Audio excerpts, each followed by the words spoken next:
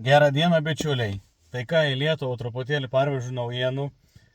Parvežu avižas, kurios yra skirtas būtent žaliai masei auginti, pašarams gaminti su aukštu baltymu. Veislė pasižymi būtent atspari yra lygoms, sakykime, turi didelį derliaus išeigą nuo 50 iki 60 tonų į hektarą, skaitos užaugint masės. Tai va, gavau 200 kg, PB2 kategorijas, tolimesniam auginimui Lietuvoje. Sieklas gražiai, tvarkingai važiuoja į Lietuvą namučio. Man dar apie nepilnai 3 valandas kelio namo. Tai stebim ir žiūrim.